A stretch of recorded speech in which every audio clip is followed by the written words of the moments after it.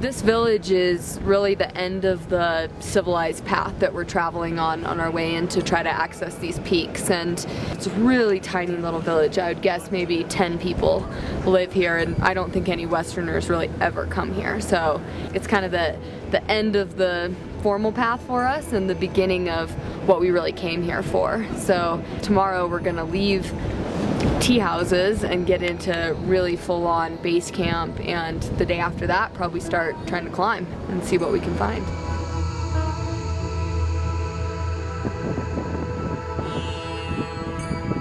Mostly the mountains that we're guiding on, the 7 summits, Mount Everest, Denali, Aconcagua, all of those mountains, there's a very known trail that we're guiding up, and you're not making as many decisions as far as the route goes. You're making decisions based on how people are doing and the conditions and the weather and things like that. But this expedition is different because we're going to be making decisions just based on what route we want to take and where we want to go and what looks good to us. There's no route to follow, no trail to follow up there. So that's an exciting part of being on an adventure like this. So today we're getting ready to leave from base camp and start our first rotation of climbing. We're planning 5 days of food and fuel, and we're leaving directly out from our camp up this old glacier bed, and we're gonna head up to where the glacier actually starts to form again. And it's about 5,800 up to 6,000 meters, which is a really high next camp for us.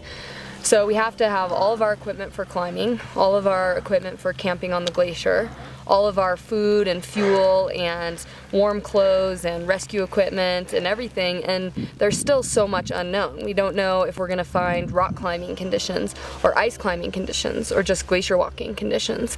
And so we're kind of have to overpack a little bit, as opposed to maybe on another trip going somewhere you know you can bring exactly what you need. We just don't know what we're gonna need. So we're fully unsupported. Our team is just myself and Ben and John, and we're gonna be carrying all of our stuff up there to our camp and then trying to base out of there and see if we can get some climbing done.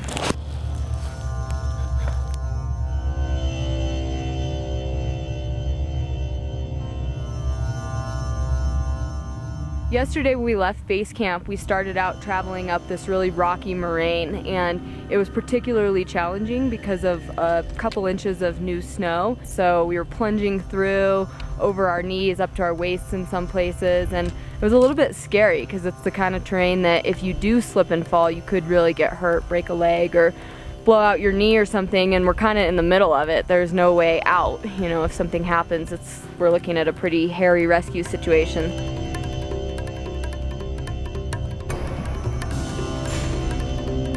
We had a pretty long day today walking, again with really heavy packs, and we're still trying to find the peaks that we're gonna climb. I have no idea where they are. We still haven't seen them, and so it was getting late in the day and we decided to make our camp here.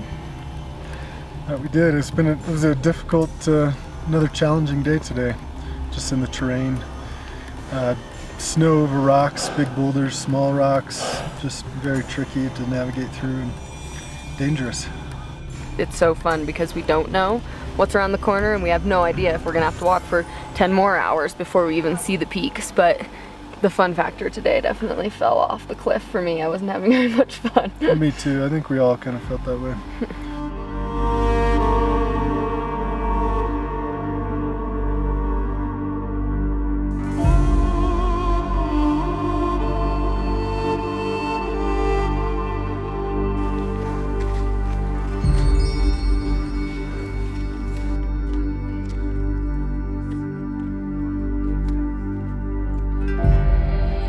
So we just arrived here at 19,300 feet, and we have our first view of Mansail Peak here behind us. So it's a rocky prominence, and it doesn't look too big, but we certainly have walked pretty far to get here, and it feels still like it's a little bit far away. So we're gonna keep walking today and see if we can't get a little bit closer.